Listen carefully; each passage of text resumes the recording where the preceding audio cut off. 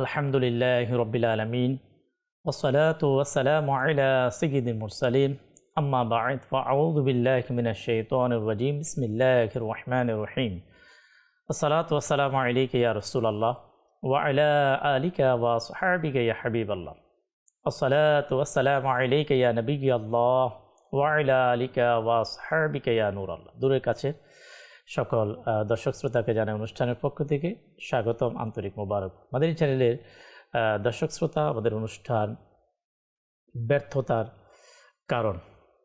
আজকে আমরা সকলেই জানি যে ব্যর্থতা মানব জীবনের একটি অবিচ্ছেদ একটি অংশ, যা অনেকের ক্ষেত্রে হয়ে থাকে। এর কিছু কারণ রয়েছে, যে কারণে মানুষ সফলতার চেষ্টা করলেও কিন্তু মানুষ ব্যর্থ হয়। এরই একটি কারণ সম্পর্কে ইনশাআল্লাহুল কারীম আমরা আজকের পর্বে ইনশাআল্লাহুল কারীম জানব। দর্শক শ্রোতা, আমরা আজকে ব্যর্থতার কারণ যে বিষয় জানব তা হচ্ছে নিয়তের পরিশুদ্ধতা না থাকা, আর এটি হচ্ছে ব্যর্থতার একটি কারণ। আলোচনা ইনশাআল্লাহুল কারীম আমরা কোরআন এবং সুন্নাহর আলোকে আলোচনা আমরা শ্রবণ করব। আলোচনাতে যাওয়ার পূর্বে দর্শক শ্রোতা, আসুন আমরা জেনে নেব আল্লাহ পাকের সর্বশেষ নবী, আমাদের সকলের প্রিয় নবী হুজুর সাল্লাল্লাহু তাআলা আলাইহি ওয়াসাল্লামের প্রতি দুরূদ পাঠ করার ফজিলত এবং বারাকাত। নবী করিম রউফুর রহিম সাল্লাল্লাহু তাআলা আলাইহি ওয়াসাল্লাম হাদিসে পাকে ইরশাদ ফরমান, কাল কিয়ামতের দিন মানুষের মধ্যে ওই ব্যক্তি আমার সবচেয়ে নিকটে থাকবে যে দুনিয়ায় আমার প্রতি সবচেয়ে বেশি দুরূদ পাঠ করবে। দর্শক শ্রোতা, দুরূদ পাঠকারী অনেক অনেক বড় সৌভাগ্যবান। কাল কঠিন হাসরের ময়দানে, সেই কঠিন পেরেশানির মুহূর্তে দুরূদ পাঠকারী রাহমাতুল আলামিন, উম্মতের কান্ডারি, শাফাআতকারী নবী সাল্লাল্লাহু তাআলা আলাইহি ওয়াসাল্লামের দয়ায় অবস্থান করবে। আল্লাহ তাবারক ওয়া তাআলা আমাদেরকে সেই প্রিয় নবী সাল্লাল্লাহু তাআলা আলাইহি ওয়াসাল্লামের প্রতি অধিক হারে দুরূদ পাঠ করার তৌফিক দান করুন। সাল্লু আলাল হাবিব সাল্লাল্লাহু তাআলা আলা মুহাম্মদ সাল্লাল্লাহু আলাইহি ওয়াসাল্লাম। মাদানী চ্যানেলের দর্শক শ্রোতা, আজকের ব্যর্থতার কারণ আলোচ্য বিষয় আমরা ইতিপূর্বে জেনে নিয়েছি, আর তা হচ্ছে নিয়ত বিশুদ্ধ না থাকা। নিয়ত বিশুদ্ধ না হওয়া কাজের ক্ষেত্রে, সফলতার ক্ষেত্রে অনেক বড় বাধা হয়ে দাঁড়ায়, আর তাকেই বলা হয় ব্যর্থতা। আজকের অনুষ্ঠানের আলোচনার শুরুতে দর্শক শ্রোতা, আসুন আমরা আপনার বিশুদ্ধ নিয়ত যদি না হয় কিভাবে মানুষ ব্যর্থ হতে পারে সে সম্পর্কে একটি চমৎকার একটি শিক্ষণীয় ঘটনা আমরা শ্রবণ করব ইনশাআল্লাহুল কারীম। এর ধারাবাহিকতায় কোরআনুল কারীম থেকে হাদিসে মোবারকা থেকেও আমরা ইনশাআল্লাহুল কারীম আলোচনা শ্রবণ করব।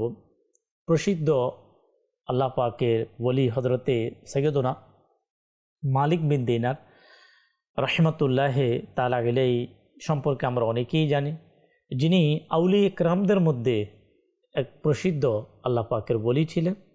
তিনি রাহমাতুল্লাহি তাআলা আলাইহি দামেস্কের যখন অবস্থানরত ছিলেন, সাহাবী রাসূল হযরতে সাইয়্যিদুনা আমিরে মুআবিয়া রাদিয়াল্লাহু তাআলা আনহুর নির্মিত মসজিদে তিনি ইতিকাফ করতেন। একবার হযরতে সাইয়্যিদুনা মালিক বিন দিনার রাহমাতুল্লাহি তাআলা আলাইহির অন্তরে একটি খেয়াল আসলো, যেটাকে নিয়ত বলা হয়।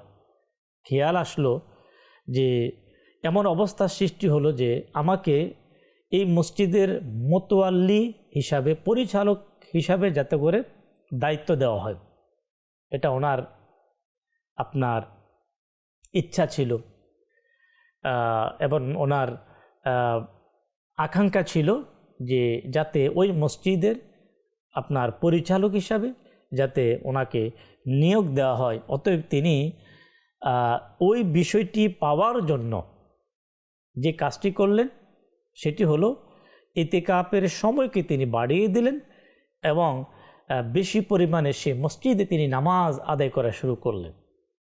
উদ্দেশ্য কি? ইতিকাফের সময়কে বাড়িয়ে দেওয়া, ওই মসজিদে নামাজকে বাড়িয়ে দেওয়া। আর এর উদ্দেশ্য এটাই ছিল যাতে সকলের খেয়াল তার প্রতি চলে আসে, মানুষ যাতে ওনার প্রতি দাবিত হয় এবং ওনাকে এর সুবাদে দায়িত্ব দিতে বাধ্য হয়, যাতে মানুষ ওনাকে পরিচালনার দায়িত্ব দিয়ে দেন। অতঃপর যে এভাবে মালিক বিন দিনার রহমতুল্লাহ তাআলা আলাইহি 1 বছর অতিবাহিত করলেন। টানা 1 বছর তিনি মসজিদে ইতিকাফ করা শুরু করলেন এবং অধিক পরিমাণে ওই মসজিদে তিনি ইবাদত করতে লাগলেন, বেশি পরিমাণে নামাজ আদায় করতে লাগলেন। একবার তিনি রহমতুল্লাহ তাআলা আলাইহি মসজিদ থেকে যখন বের হলেন, তো হঠাৎ করে একটি আওয়াজ আসলো, অদৃশ্য থেকে একটি আওয়াজ আসলো। সেই আওয়াজটা কি ছিল? বলল, হে মালিক, এখন তোমার তওবা করা উচিত। তা শুনে তিনি 1 বছর ধরে নিজের উদ্দেশ্যপূর্ণ ইবাদতের জন্য তিনি দুঃখিত এবং লজ্জিত হলেন। তিনি নিজের অন্তরের যে রিয়া, লৌকিকতা, অর্থাৎ মানুষের কে দেখানো, যাতে এলাকাবাসী খুশি হয়, মানুষ যাতে খুশি হয়, ওই খুশি হয়ে যাতে তিনি দায়িত্বপ্রাপ্ত হন, এই বিষয়টি অন্তর থেকে তিনি বের করলেন, নিয়তকে পরিশুদ্ধ করলেন। ওনার অশুদ্ধ যে খেয়াল ছিল, নিয়ত ছিল, সেটাকে তিনি পরিহার করে আল্লাহ পাকের সন্তুষ্টির জন্য ইবাদত করা শুরু করলেন।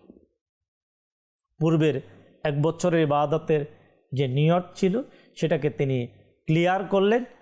এখন একমাত্র যাতে আল্লাহ খুশি হয়, রব খুশি হয়, এই নিয়তে মালিক বিন দিনার রহমতুল্লাহ তাআলা আলাইহি তিনি ইবাদত, রিয়াজত, সাধনা শুরু করলেন। যখন শুরু করলেন, সকালে মসজিদের দরজায় তিনি মানুষের একটা ভিড় তিনি দেখতে পেলেন, যে লোকজনের উপস্থিতি, অনেক মানুষ সেখানে মসজিদের দরজায় দণ্ডায়মান এবং নিজেদের মধ্যে সকলেই একটি বলা বলি শুরু করলেন, মসজিদের পরিচালনা সঠিকভাবে হচ্ছে না। তাই এক ব্যক্তিকে এই মসজিদের মোতাল্লি হিসাবে, পরিচালক হিসাবে নিয়োগ দেওয়া উচিত। তখন সকলের পরামর্শক্রমে প্রত্যেকেই মালিক বিন দিনার রহমতুল্লাহ তাআলা আলাইহিকে চয়েস করলেন। বললেন, হুজুর, এই মসজিদের সঠিকভাবে পরিচালনার জন্য আমরা উপযুক্ত হিসাবে আপনাকেই পেয়েছি, তো আপনি দায়িত্ব গ্রহণ করুন। প্রিয় ইসলামী ভাইয়েরা, হযরতে সাইয়্যিদুনা মালিক বিন দিনার রহমতুল্লাহ তাআলা আলাইহির কাছে যদিও সকলে আবেদন করলেন, অনুরোধ করলেন, কিন্তু তিনি কারো অনুরোধ তিনি আর গ্রহণ করেননি, বরং তিনি রহমতুল্লাহ তাআলা আলাইহি আল্লাহ তাআলার দরবারে ফরিয়াদ করলেন, দোয়া করলেন, হে আল্লাহ, আমি 1 বছর পর্যন্ত রিয়া সমৃদ্ধ ইবাদতে এই কারণে রত ছিলাম, লোক দেখানো ইবাদতে এজন্য আমি রত ছিলাম, আমি যেন মসজিদের মোতাল্লিগিরি অর্জন করতে পারি, কিন্তু তা হলো না। এখন যে মাত্র আমি সত্য নিয়তে তোমার রেজার জন্য, তোমাকে খুশি করার জন্য মাওলা আমি যখন ইবাদত শুরু করলাম, আমি আমল করা শুরু করলাম, ইবাদতে যখন আমি লিপ্ত হলাম, তখন মানুষ আমাকে মোতাল্লি বানানোর জন্য এসে গেল, আমার উপর এই গুরুত্ব দায়িত্ব অর্পণ করতে চায়।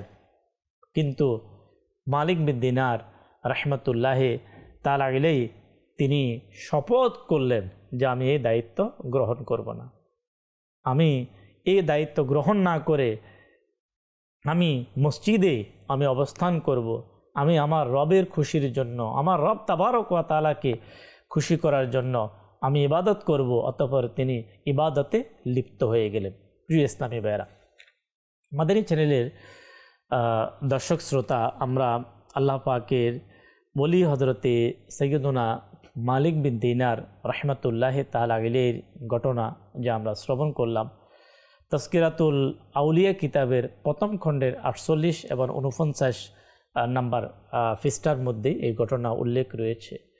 আমরা সকলেই জানি যে নিঃসন্দেহে মালিক বিন দিনার রহমতুল্লাহ তাআলা আলাইহি তিনি নেক বান্দা ছিলেন, তিনি আউলিয়া ইকরামদের মধ্যে একজন ছিলেন, কিন্তু ওনার জীবনের মধ্যে এই ঘটনা যে একটি বছর তিনি আপনার মানুষকে একটা বিষয়কে পাওয়ার জন্য, একটা দায়িত্বকে পাওয়ার জন্য তিনি যে আল্লাহ তাবারক ওয়া তাআলার সন্তুষ্টিকে বাদ দিয়ে, যেটা বলা হয় লৌকিকতা, লোক খুশি হওয়া, মানুষকে সন্তুষ্টি করার জন্য তিনি যে কাজটি করলেন সেটা আল্লাহ তাবারক ওয়া তাআলা পছন্দ করেন নাই।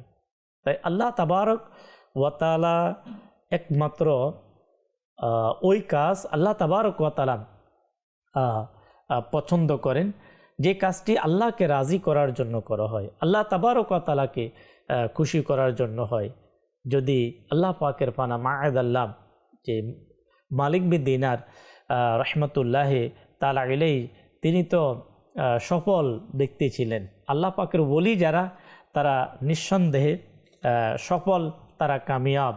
কিন্তু তারপর একটি বছরের যে ওনার জীবনী থেকে যে ঘটনাটি দর্শক শ্রোতা আমরা শ্রবণ করলাম, যে আল্লাহ তাবারক ওয়া তাআলা সে আল্লাহ পাকের ওলিকে কি করেছেন, ব্যর্থতা থেকে বের করে আল্লাহ তাবারক ওয়া তাআলা দয়ায় সফলতার রাস্তা আল্লাহ পাক দেখিয়েছেন। কিন্তু প্রিয় ইসলামী ভাইয়েরা, মাদানী চ্যানেলের দর্শক শ্রোতা, আমাদের জীবন কিভাবে অতিবাহিত হচ্ছে, আমাদের কর্ম কিভাবে অতিবাহিত হচ্ছে, আমার দায়িত্ব কিভাবে অতিবাহিত হচ্ছে, আমি যে দায়িত্ব পালন করে যাচ্ছি অথবা যে দায়িত্ব পাওয়ার জন্য আমি আকাঙ্ক্ষী, যেই কাজগুলো আমি করে যাচ্ছি, আমার নিয়ত কি?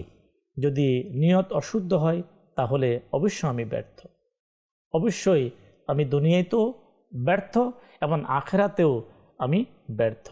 আর যদি আমার যে দায়িত্ব, এই দায়িত্ব পালন করা আল্লাহ পাকের সন্তুষ্টির জন্য হয়, এই দায়িত্ব আমার যে কাজগুলো আল্লাহ তাবারক ওয়া তাআলার রিজার জন্য হয়, সেটা মসজিদ হতে পারে, সেটি মাদ্রাসা হতে পারে, সেটি ধর্মীয় যে কোনো আপনার প্রতিষ্ঠান হতে পারে, ধর্মীয় যে কোনো দায়িত্ব হতে পারে, সেটা দান হতে পারে, সেটা আপনার জনকল্যাণমূলক কোনো কাজ হতে পারে। যে কোনো কাজ, ওই কাজটার উদ্দেশ্য যে আমার পাশে যারা আছে অথবা আমার পিছনে যারা আছে অথবা আমার সামনে যারা আছে তারা খুশি হয়ে যাবে, ঘরের লোক খুশি হয়ে যাবে, এলাকার মানুষ খুশি হয়ে যাবে, আমার দেশের মানুষ খুশি হয়ে যাবে, হয়তো একটি মেডেল আমি পেয়ে যাব। তো মেডেল তো আমি পেয়ে যাব, আমার প্রচারও হয়ে যাবে, আমার সুনামও হয়ে যাবে, আমি মালাও আমি পেয়ে যাব।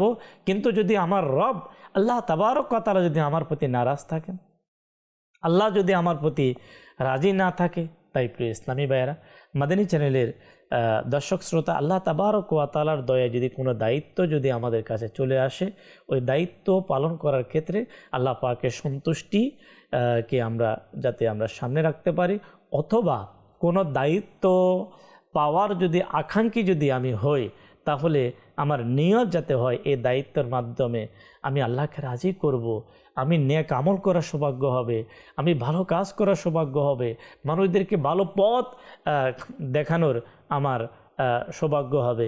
এই নিয়তগুলো আমরা যাতে আমরা শামিল করতে পারি, তাহলে ইনশাআল্লাহুল কারীম আল্লাহ পাকের দয়ায় দুনিয়া এবং আখিরাতে আমরা সফলতা অর্জন করতে পারবো, আল্লাহ তাবারক ওয়া তাআলাকে রাজি করতে পারবো। সবচেয়ে প্রকৃত সফলতা হচ্ছে আল্লাহকে রাজি করা, আল্লাহ পাক যাতে বান্দার প্রতি খুশি হয়ে যায়। প্রিয় ইসলামী ভাইরা, মাদানী চ্যানেলের দর্শক শ্রোতা, একটি বিষয় আমাদেরকে খেয়াল রাখতে হবে, যেমন নিয়ত তেমন ফল। এটি একেবারে বাস্তব, যে আমি আমার খেয়াল, আমার নিয়ত যেমন, আমি পরক্ষণে ফল তেমন পেয়ে থাকি, রেজাল্ট আমি তেমন পেয়ে থাকি। তখন বলতে হয় যে যেমন নিয়ত তেমন ফল। এই সম্পর্কে দর্শক শ্রোতা, আমরা নবী করিম সাল্লাল্লাহু তাআলা আলাইহি ওয়াসাল্লামের একটি ফরমান, একটি হাদিসে মোবারকা আমরা শ্রবণ করব। এই হাদিসে পাকের মধ্যে আমাদের প্রিয় নবী সাল্লাল্লাহু তাআলা আলাইহি ওয়াসাল্লাম চার ধরনের ব্যক্তি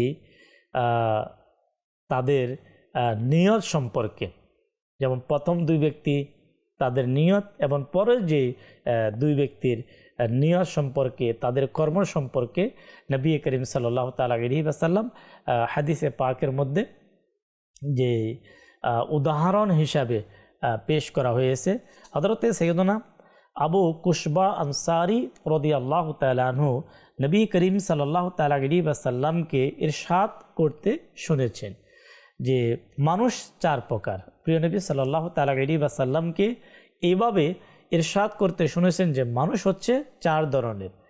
এক ব্যক্তি যাকে আল্লাহ তাবারক ওয়া তাআলা সম্পদ এবং জ্ঞান উভয়টাই আল্লাহ পাক দিয়েছে, সে এই জ্ঞান এবং সম্পদের মাধ্যমে ফরহেজগারিতা অবলম্বন করেছে, আত্মীয়তার সম্পর্ক রক্ষা করেছে।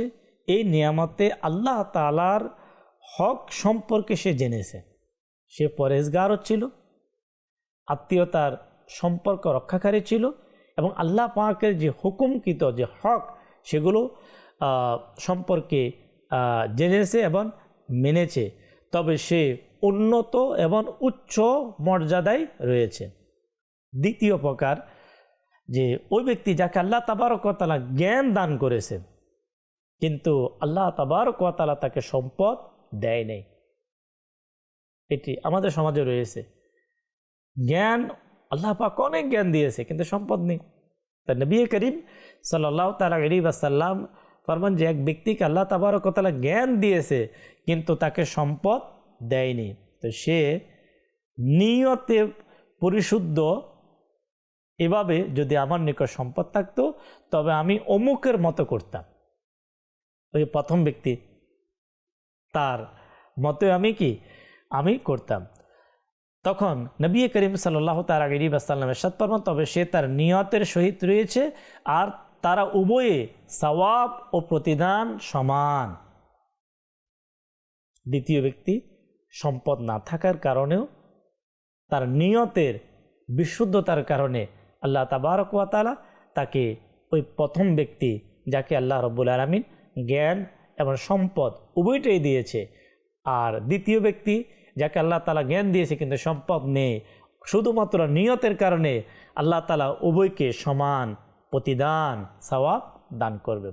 তৃতীয় নাম্বার, ওই ব্যক্তি যাকে আল্লাহ তাআলা সম্পদ দান করেছেন কিন্তু জ্ঞান দান করেননি, সে তার সম্পদ অজান্তে ব্যয় করেছে, সে ফরহেজগারিতা অবলম্বন করে নাই, আত্মীয়তার সম্পর্ক ঠিক রাখে নাই, আর আল্লাহ তাআলার প্রদত্ত নিয়ামতে আল্লাহ পাকের হক সমূহকে অস্বীকার করেছে। ওই ব্যক্তি সম্পর্কে বলা হলো, তবে সেই ব্যক্তি সর্বনিকৃষ্ট স্থানে অবস্থান করেছে, যে সম্পদ পাওয়ার পরও সে ওই সম্পদের কারণে না সেই পরহেজগারিতা অবলম্বন করেছে, না আত্মীয়তার সম্পর্ক ঠিক রেখেছে, না বরং আল্লাহ তাবারক ওয়া তাআলার সে অকৃতজ্ঞ হয়েছে। আর ওই ব্যক্তির ব্যাপারে বলা হয়েছে যে এই ব্যক্তি হচ্ছে নিকৃষ্ট, মানে একেবারে খারাপ স্থানের মধ্যে। অতঃপর চতুর্থ নাম্বার ব্যক্তি, ওই ব্যক্তি যাকে আল্লাহ তাআলা সম্পদ জ্ঞান কিছুই দান করেননি, না সে জ্ঞান পেয়েছে না সে সম্পদ পেয়েছে, আর সে বলে যদি আমার নিকট সম্পদ থাকতো তাহলে আমি ওই ব্যক্তির মতো, অর্থাৎ 3 নাম্বার ব্যক্তির মতো সে সম্পদ দিয়ে যেভাবে আমোদ প্রমোদ করেছে, আল্লাহ পাকের নাফরমানি করেছে, ওই জায়গায় খরচ করেছে যে জায়গাতে খরচ করা আল্লাহ তাআলা পছন্দ করেন। যে যদি সম্পদ থাকতো তাহলে আমিও তার মতো চলতাম, আমিও তার মতো আজকে আমাদের সমাজে এমন ব্যক্তি আছে যে সম্পদ যদি থাকতো তাহলে আমি এখানে ঘুরতে যেতাম, ওখানে ঘুরতে যেতাম, আমি ওইটা করতাম, আমি এমন খেতাম, আমি এমন চলতাম। তো এখানে হাদিসে পাকের মধ্যে নবী করিম সাল্লাল্লাহু তাআলা আলাইহি ওয়াসাল্লাম তৃতীয় এবং চতুর্থ নাম্বার ব্যক্তি সম্পর্কে বলেন যে সে তার নিয়ত সহকারে রয়েছে, এই দুইজনের গুনাহ সমান।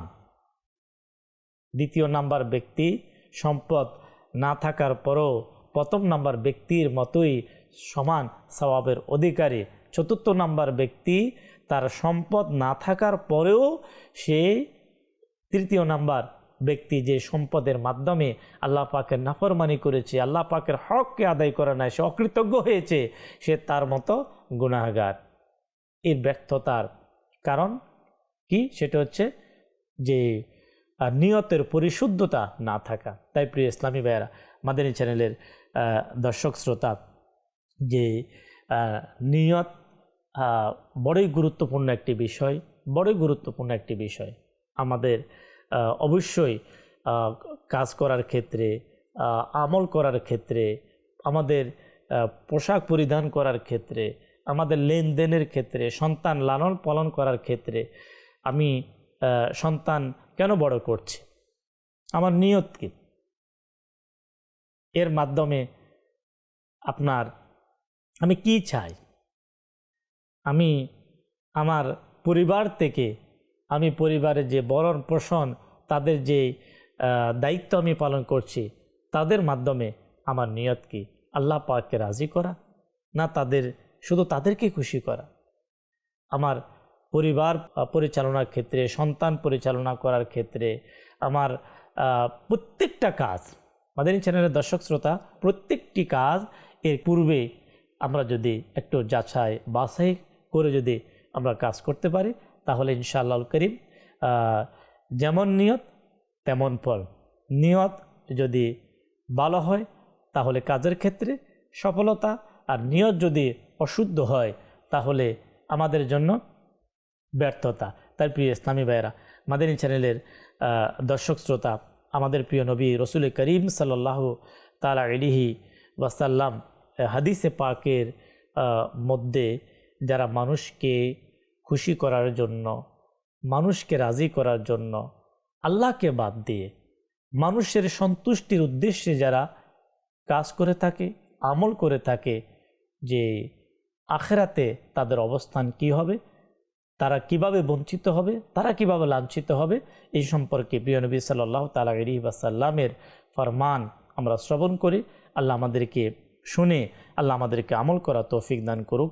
আল মুআদামুল কবীরের মধ্যে একটি হাদিসে মোবারকা রসুল করিম সাল্লাল্লাহু আলাইহি ওয়াসাল্লাম ইরশাদ ফরমান, যখন লোকেরা নিজেদের আমল নিয়ে উপস্থিত হবে, হাজির হবে, তখন তাকে বলা হবে, তাদের নিকট যাও যাদের জন্য তুমি রিয়া করতে, অর্থাৎ যাদেরকে খুশি করার জন্য আমল করতে, তাদের নিকট নিজেদের প্রতিদান অন্বেষণ করো। যখন আমল নিয়ে মানুষ উপস্থিত হবে, হাজির হবে, বলা হবে আজ তাদের নিকট যাও, যাদেরকে খুশি করার জন্য কাজ করতে আজকে তাদের নিকট যাও। অতঃপর নবী করিম সাল্লাল্লাহু তাআলা আলাইহি ওয়াসাল্লামের আর একটি ফরমান হচ্ছে, যে ব্যক্তি কোনো আমলে কাউকে আমার সাথে সমকক্ষ করলো, আমি তাকে নবী করিম রউফুর রহিম সাল্লাল্লাহু তাআলা আলাইহি ওয়াসাল্লাম ইরশাদ ফরমান, জব্বুল হুজন থেকে আল্লাহ তাআলার নিকট আশ্রয় প্রার্থনা করো।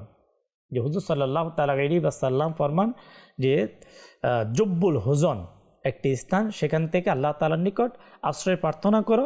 সাহাবা একরাম আরজ করলেন যে ইয়া রাসূলুল্লাহ সাল্লাল্লাহু তাআলা আলাইহি ওয়াসাল্লাম, জব্বুল হুজন কি? তখন নবী করিম সাল্লাল্লাহু তাআলা আলাইহি ওয়াসাল্লাম ইরশাদ করলেন, তা হলো জাহান্নামের একটি উপত্যকা, জাহান্নামও দৈনিক 100 বার এর থেকে আশ্রয় প্রার্থনা করে। এতে সেই সব কারি সাহেবকে প্রবেশ করানো হবে যারা নিজেদের আমলে লৌকিকতা করত। অর্থাৎ সেই কারি, কোরআনুল করিমের কারি যিনি, যিনি তেলাওয়াতকারী, যিনি যে মানুষকে খুশি করার জন্য, মানুষের বাহবার জন্য, মানুষ থেকে প্রশংসা কুড়ানোর জন্য যারা তেলাওয়াত করত, আল্লাহ তাবারক ওয়া তাআলা ওই ব্যক্তিকে জাহান্নামের ওই স্থানে, যে স্থান থেকে জাহান্নাম স্বয়ং প্রতিদিন 100 বার আল্লাহ তাআলার কাছে ফানা চায়, তাকে ওই স্থানের মধ্যে কী করা হবে? নিক্ষেপ করা হবে। এখানে প্রিয় ইসলামী ভাইয়েরা, মিরআতুল মানাজির মধ্যে কারি দ্বারা উদ্দেশ্য হচ্ছে বেদিন ওলামারা যারা উত্তম আমলের পোশাকে মানুষের সামনে আসে, মানুষকে পথভ্রষ্ট ও বেদিন বানায়, যাতে তাদের সম্পদ নিয়ে তাদের অপকর্মগুলোকে জায়েজ প্রমাণ করে, অত্যাচারে তাদের সাহায্য করে। চাটুকার আলেমও বিপজ্জনক, যারা সব সময় ওই জায়গায় গমন করে সেখানকার মতো হয়ে যায়। মাদানী চ্যানেলের দর্শক শ্রোতা, আমরা হাদিসে মুবারাকা শ্রবণ করলাম। আল্লাহ তাবারক ওয়া তাআলার কাছে আমাদেরকে পানা চাওয়া উচিত, আল্লাহ তাবারক ওয়া তাআলার কাছে আমাদেরকে প্রার্থনা করা উচিত। ওই হাদিসে মোবারকা, যে একটি হাদিসে মোবারকা খুবই প্রসিদ্ধ হাদিস, যেখানে আল্লাহ তাবারক ওয়া তাআলা কাল কিয়ামতের ময়দানে দানবীরকে উপস্থিত করা হবে, শহীদকে উপস্থিত করা হবে, এরপরে হাফেজ কারিকে উপস্থিত করা হবে এবং তাদেরকে জিজ্ঞাসাবাদ করা হবে যে সে কেন শহীদ হয়েছে, অথবা সে কেন দান করেছে, অথবা সে কেন কোরআনের জ্ঞান সে কেন অর্জন করা হয়েছে। আল্লাহ তাবারক ওয়া তাআলা প্রত্যেককে তাদের অশুদ্ধ নিয়তের কারণে আল্লাহ তাবারক ওয়া তাআলা এভাবে কিয়ামতের দিন তাদেরকে উদ্দেশ্য করা হবে যে তুমি তো দান এজন্য করেছিলে যে মানুষ তোমাকে দানবীর বলবে, মানুষ তোমাকে শহীদ বলবে, মানুষ তোমাকে হাফেজে কোরআন বলবে। তাই প্রিয় ইসলামী ভাইয়েরা, মাদানী চ্যানেলের দর্শক শ্রোতা, আল্লাহ তাবারক ওয়া তাআলার প্রতি ভরসা করা উচিত। আমাদেরকে আমল করার ক্ষেত্রে, ইবাদত করার ক্ষেত্রে, কাজ করার ক্ষেত্রে, দায়িত্ব নেওয়ার ক্ষেত্রে, দায়িত্ব পালন করার ক্ষেত্রে, সকল ক্ষেত্রে আমাদেরকে নিয়তের প্রতি আমরা যাতে করে খেয়াল রাখতে পারি। নিয়তের পরিশুদ্ধতার মধ্যে সফলতা এবং ব্যর্থতার কারণের মধ্যে একটি অন্যতম একটি কারণ হচ্ছে অশুদ্ধ নিয়তকে শামিল করা, মানুষকে খুশি করা। আল্লাহ পাকের সন্তুষ্টি বাদ দিয়ে মানুষের সন্তুষ্টি, পরিবারের সন্তুষ্টি, দেশ ও সমাজের সন্তুষ্টি এবং আল্লাহ পাকের সন্তুষ্টিকে বাদ দিয়ে নিজের প্রচার প্রসারণকে প্রাধান্য দেওয়া, এ ধরনের ব্যক্তি যারা রয়েছে তারা দুনিয়াতেই ব্যর্থ এবং আখিরাতে আল্লাহ তাবারক ওয়া তাআলার পক্ষ থেকে কোনো প্রতিদান, কোনো সওয়াব ওই ব্যক্তি কিয়ামতের দিন পাবে না। তাই প্রিয় ইসলামী ভাইয়েরা, মাদানী চ্যানেলের দর্শক শ্রোতা, আল্লাহ পাকের দয়ায় আমাদেরকে যদি কিছু কাজ আমরা করতে পারি, ইলমে দ্বীন যদি আমরা অর্জন করতে পারি, ভালো পরিবেশে আমরা থাকতে পারি, ওই সকল ব্যক্তিদের সোহবত সংস্পর্শ যদি আমরা অবলম্বন করতে পারি, যাদের মধ্যে বিনয় নম্রতা রয়েছে, আল্লাহ পাকের সন্তুষ্টি রয়েছে, বিশেষ করে এক প্রকার বলতে পারি যারা নেক, যারা আল্লাহ পাকের নেক বান্দা যারা, তাদের সাথে চলার মাধ্যমে মানুষের অন্তরের পরিশুদ্ধতা, নিয়তের পরিশুদ্ধতা এবং সঠিক উদ্দেশ্যে আল্লাহ পাকের সন্তুষ্টির উদ্দেশ্যে আমল করাও সম্ভব হয়ে থাকে। মহান আল্লাহ তাবারক ওয়া তাআলা আমাদেরকে আজকের ব্যর্থতার কারণ এই পর্বে আলোচ্য বিষয়ে আমরা নিয়তের পরিশুদ্ধি সম্পর্কে যা শ্রবণ করলাম, মহান আল্লাহ তাবারক ওয়া তাআলা আমাদেরকে স্মরণ রেখে এবং আমাদেরকে বাকি জিন্দেগি আল্লাহ পাকের সন্তুষ্টির জন্য কাজ করার, আমল করার আল্লাহ আমাদেরকে সেই তৌফিক দান করুন। সাল্লু আলাল হাবিব সাল্লাল্লাহু তাআলা আলা মুহাম্মদ সাল্লাল্লাহু আলাইহি ওয়াসাল্লাম।